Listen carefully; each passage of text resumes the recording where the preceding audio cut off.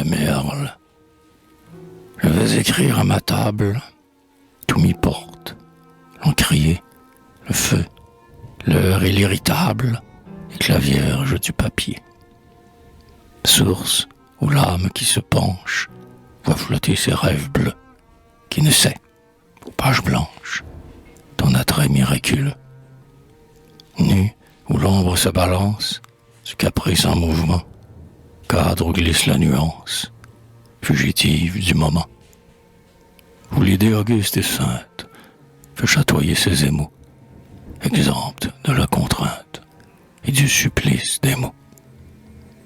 Aux fenêtres de lumière, où passe et repasse encore, avant de choir la chimère, caressée aux ailes d'or. Puis je te regarde luire, plus sensible à ton appel, ma main brûle d'y transcrire quelques chefs-d'œuvre immortels. Tandis qu'armé de ma plume, j'attends, fébrile au milieu de mes livres, que s'allume ma poitrine au choc du Dieu.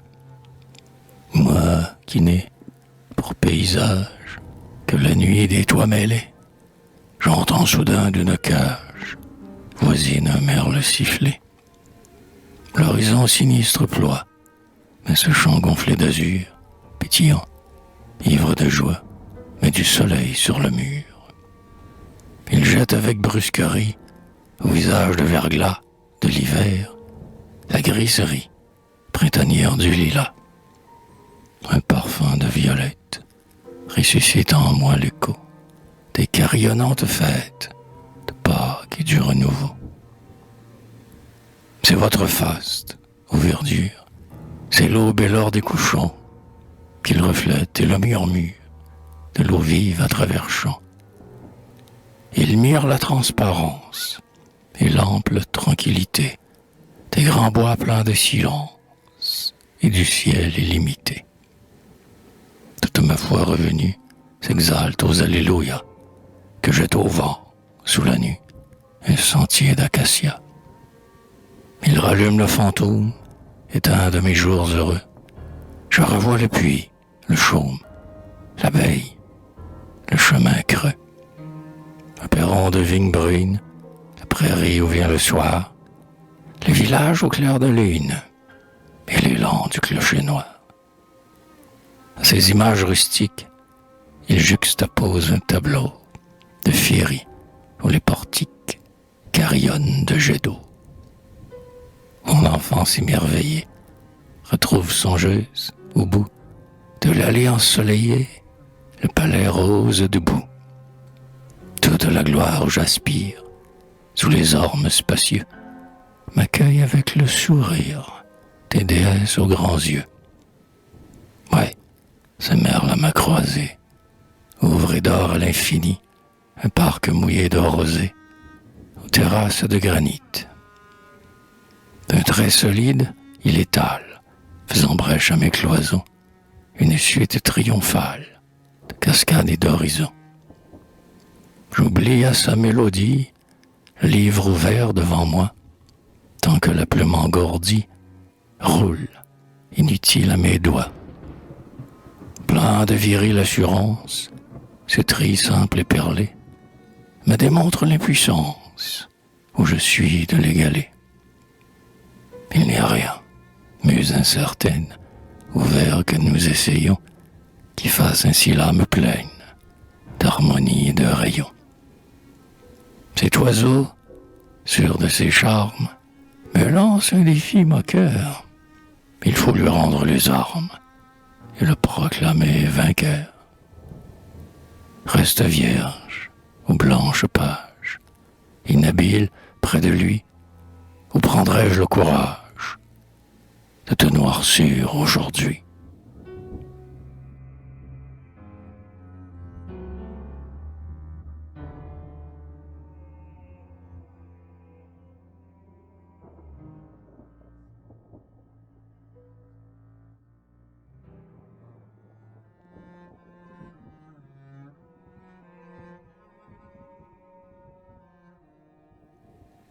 Sur un vase de marbre grec,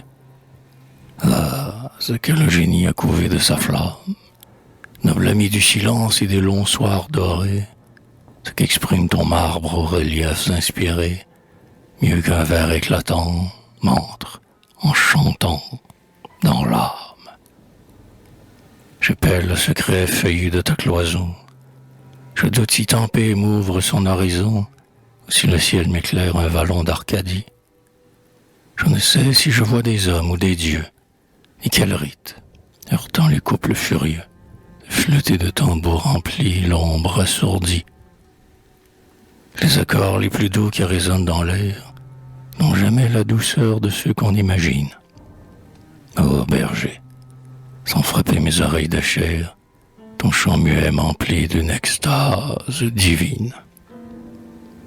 De ta lèvre, immobile ainsi que ses rameaux, tu ne peux détacher ta flûte de roseau. Jeune homme, sur ton sein la Vierge en vain chancelle, tu respires sa bouche et ne peux l'accueillir. N'en gémis point, le temps, au lieu de la flétrir, sacre votre jeunesse et la rend immortelle. Platane fortuné, votre feuille à l'hiver résiste et des frimas ne sent pas la morsure. Ô fortuné chanteur, ta flûte dans l'éther, tranquille et écoutée sonne toujours pure. Mais, ô plus fortuné sans foi, toi dont l'amour garde la fraîche illusion du premier jour et demeure affranchi du poids de la matière, exemple des noirs retours, du morne accablement, où le train te nous jette inexorablement, tant le fond de la coupe est fait de lit amer. Une procession s'avance lentement. Quel est ce prêtre qui conduit au sacrifice? Des guirlandes pareilles, une blanche génisse, dont il me semble ouïr le triste beuglement. Petit-il au bord d'un cours d'eau frêle, ou marine, ou dressé en roi de citadelle, s'est vidé un matin de son peuple en ces lieux. Le peuple est demeuré prisonnier de l'argile, et nul ne revient dire à la petite ville pourquoi sa rue est morte et l'air silencieux. Hurle nos contours étreints d'harmonie et de grâce, chef-d'œuvre où de la tique on s'en battre le cœur. Tu confonds la pensée humaine et la dépasses, comme l'immensité du bond de ta splendeur. Nous mourrons de vieillesse et la race suivante épuisera son fiel et toi, toujours vivante, tu diras consolant la triste humanité de ta voix de lumière aux haleines de rose. La beauté seule est vraie. Adorer la beauté. Il faut qu'il s'embarrasse ici-bas d'autre chose.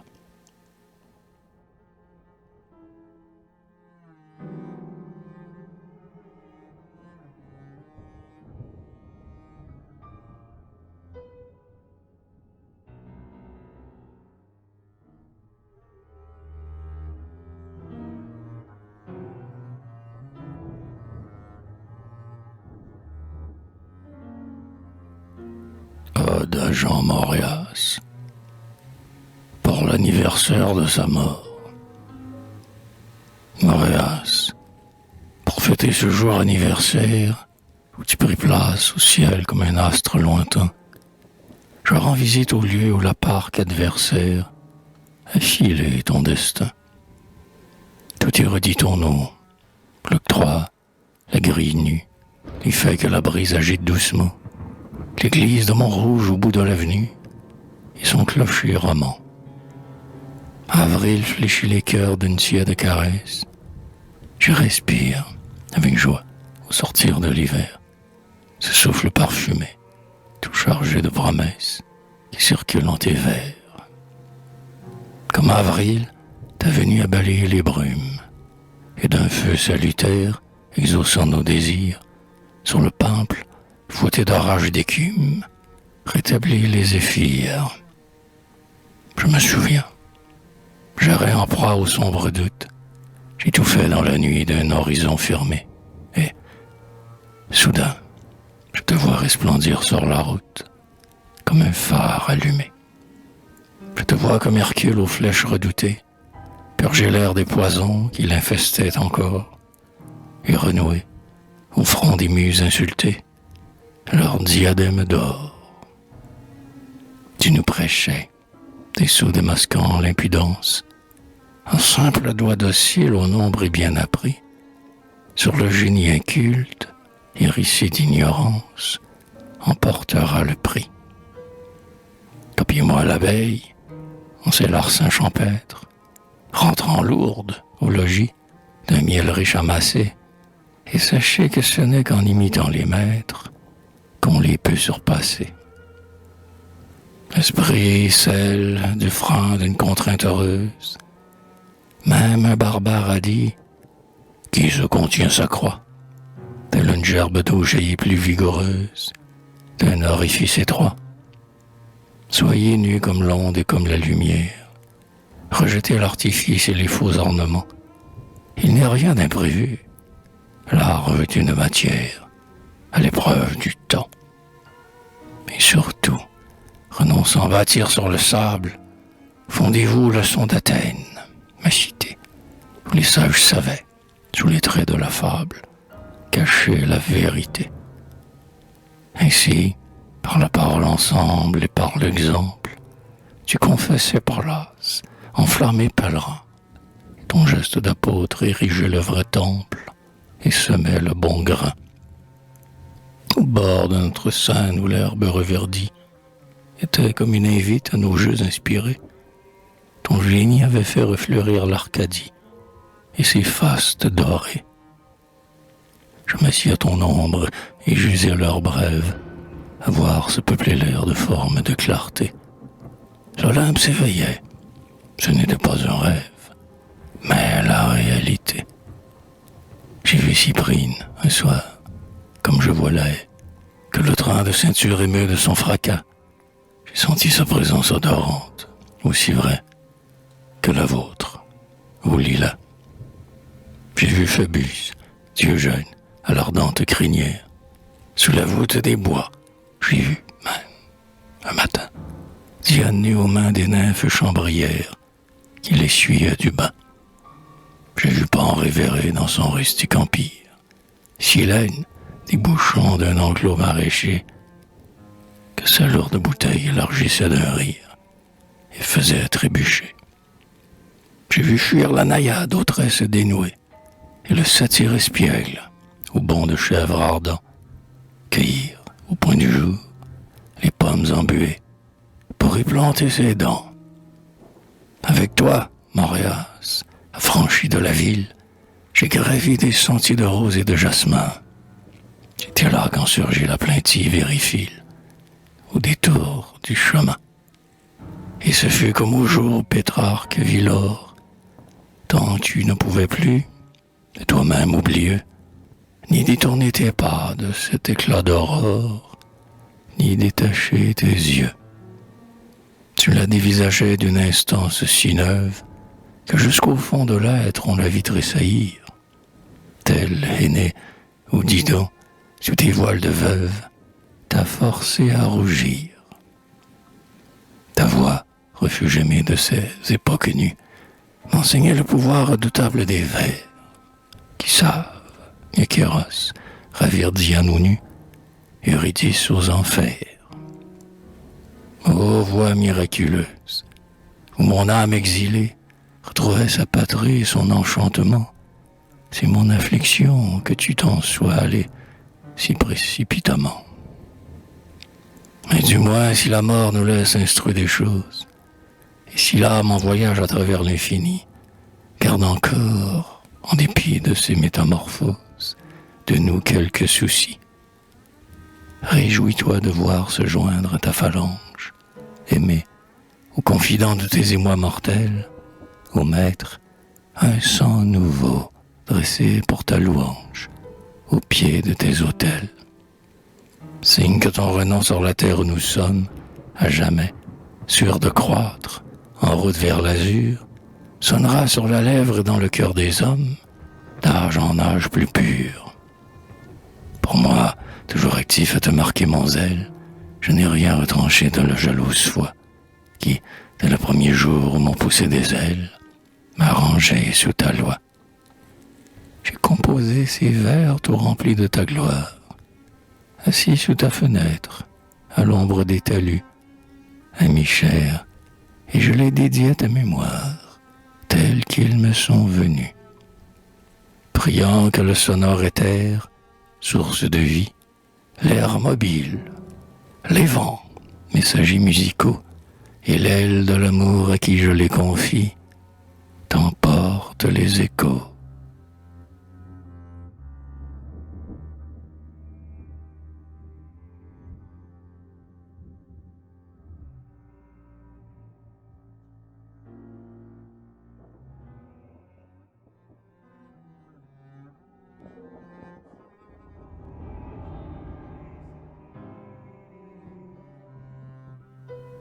Ode à Ronsard, pour fêter le 400e anniversaire de sa naissance.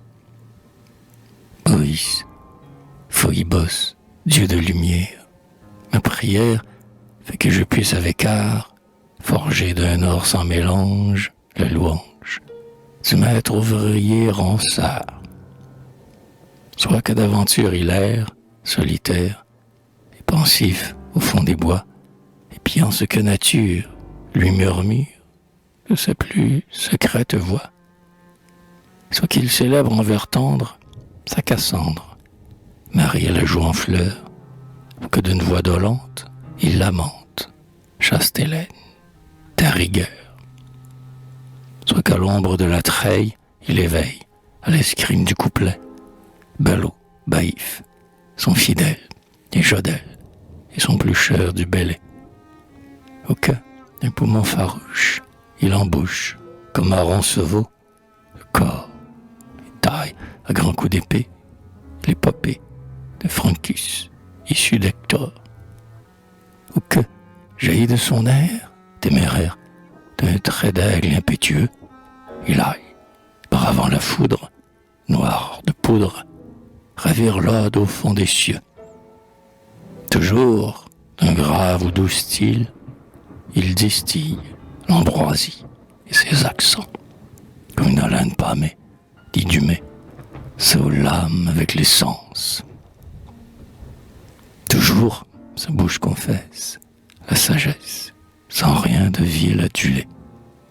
Puisqu'au roi même il découvre, en plein Louvre, un sévère et franc-parler, leur montrant quel péril crée l'empiré, que si haut que leur droit délivre sentence au monde, plus haut gronde le ciel, tribunal des rois.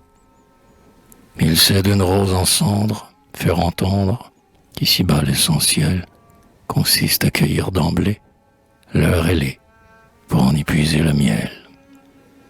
Surtout, fidèle au vrai rite, il agite à sa garde un éclair prompt, et de la racaille intruse, chez toi, muse, pulvérise l'escadron.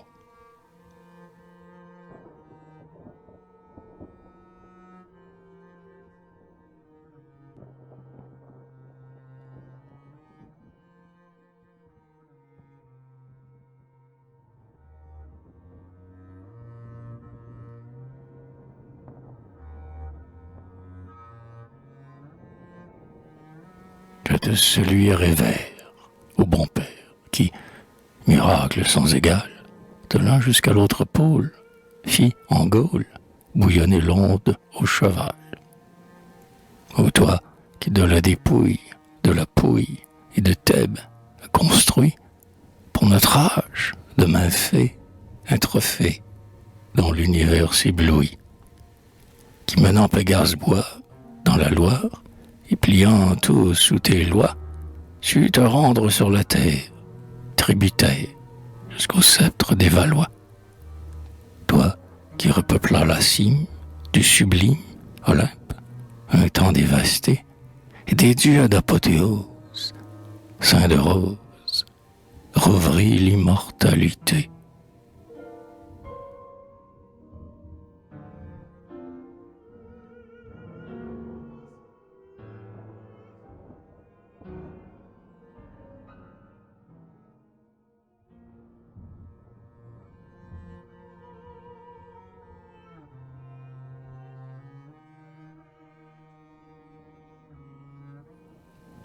longtemps une engeance impie, qu'elle expie son crime au noir acquérant. Sur ta gloire a voulu mordre et détordre la palme inscrite à ton front. Mais ton bruit prit violence de l'offense, comme un filet d'eau courant, grossi de l'effort contraire, s'en libère du coup devenu torrent. Ton culte ainsi se répare en fanfare, et l'on voit au pur sommet le signe heureux enfin luire de ta lyre, acclamé à tout jamais.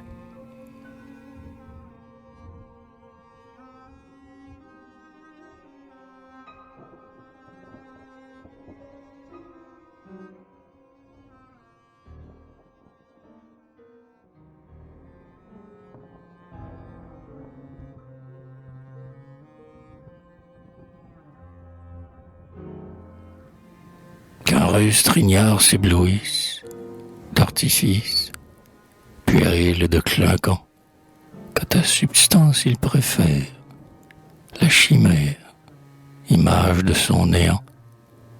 Moi, t'avouant pour ancêtre, je veux être celui qui, sans défaillir, debout sous ton péristyle, nourri d'huile, la lampe du souvenir. Je veux être ta cymbale, triomphale, et jusqu'à mon dernier jour, t'offrant l'encens d'une nuit continue, faire à ton ombre séjour.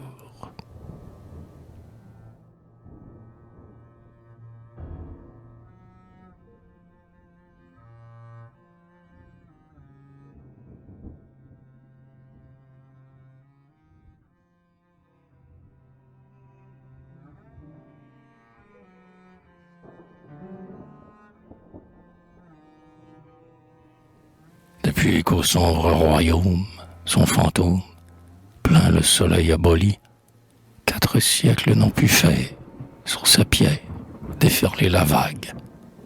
Oublie. Et puisqu'échoua, retourner, la journée où Vendôme, signe heureux, a vu naître au pied d'un être, ce Dieu, maître des pasteurs harmonieux.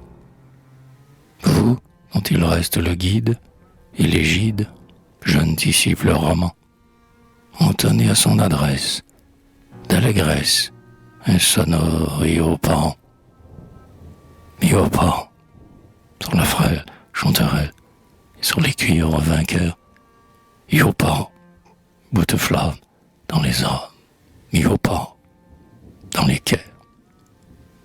Que l'auguste et saint délire vous inspire, et joints du même étendard, criez tous à perdre haleine. Gloire pleine au maître ouvrier ronsard.